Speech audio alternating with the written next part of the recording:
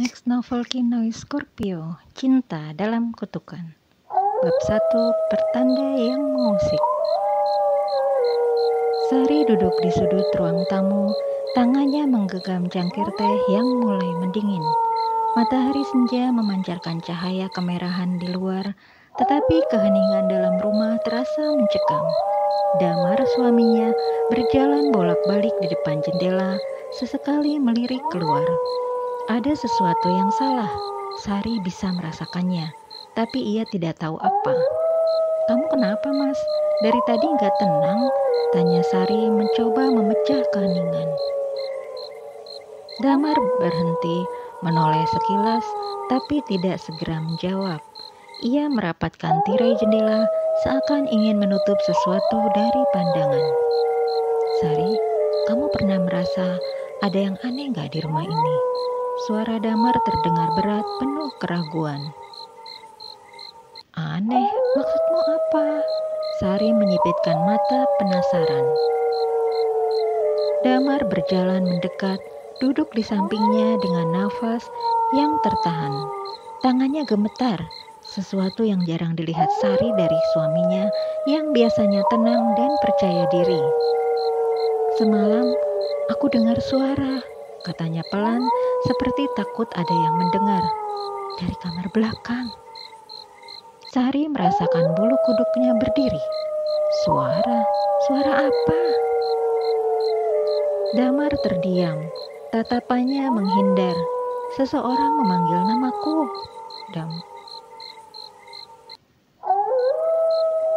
Damar terdiam, tatapannya menghindar. Seseorang memanggil namaku. Sari tertawa kecil, meski hatinya berdebar lebih cepat. "Kamu pasti mimpi, Mas." "Aku tidak mimpi." Damar menatap Sari tajam, suaranya hampir berbisik. "Itu nyata, dan suaranya seperti suaramu." Tangan Sari gemetar. Ia meletakkan cangkir tehnya dengan hati-hati, mencoba menenangkan diri. "Itu tidak mungkin. Aku ada di sini denganmu semalam.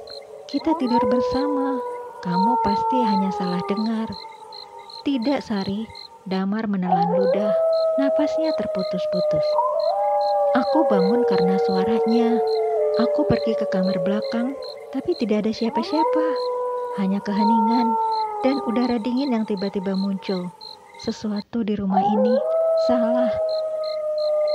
Sari menggeleng, menolak mempercayai apa yang didengarnya. "Rumah ini sudah kita tempati lebih dari setahun, Mas. Tidak pernah ada apa-apa sebelumnya. Mungkin kamu hanya kelelahan." "Kamu nggak ngerti." Damar bangkit dari duduknya, melangkah ke arah kamar belakang. "Aku merasakannya sekarang. Ada yang memperhatikan kita." Sari berdiri, jantungnya berdetak semakin cepat. "Damar, kamu buat aku takut." "Seharusnya kamu memang takut," jawab Damar dingin. "Karena aku yakin ini bukan cuma hayalanku." Di saat yang sama, terdengar suara ketukan dari arah pintu belakang.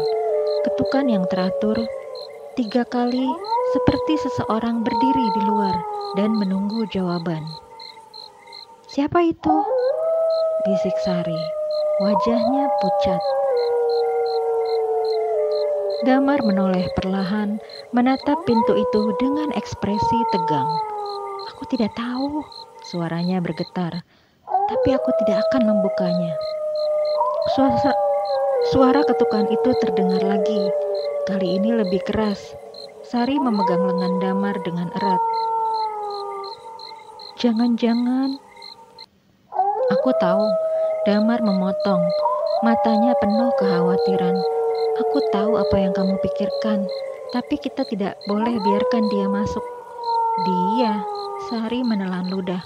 "Maksudmu siapa yang di luar itu?" Damar tidak menjawab. Ia berjalan perlahan ke arah pintu, tapi berhenti di tengah jalan.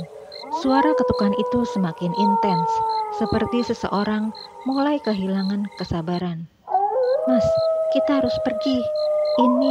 Ini terlalu aneh," desak Sari, menarik lengan Damar. Kita tidak bisa pergi sekarang, jawab Damar. Suaranya rendah dan penuh ketegangan. Kalau kita pergi, mungkin kita tidak akan pernah bisa kembali. Sari menggigit bibirnya, merasa terjebak. Apa yang terjadi di sini, Mas? Kenapa tiba-tiba semua terasa salah? Damar berdiri kaku, memandang pintu yang terus diketuk dengan ritme yang menakutkan. Aku tidak tahu, bisiknya. Tapi kita harus bertahan. Apapun yang terjadi, jangan buka pintu itu. Suara ketukan itu berhenti tiba-tiba, meninggalkan keheningan yang bahkan lebih mencekam. Sari dan Damar saling menatap, napas mereka tertahan, seolah menunggu sesuatu yang lebih buruk akan terjadi. Apakah dia sudah pergi? Bisik Sari. Suaranya hampir tak terdengar. Aku tidak yakin, jawab Damar. Matanya masih terpaku pada pintu. Dan saat itulah terdengar suara lain dari dalam rumah. Sebuah langkah kaki, pelan tapi jelas, berjalan di lantai kayu dari arah kamar belakang.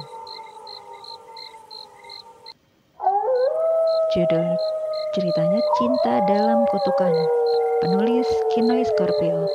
Kalau mau baca di KBMF ya.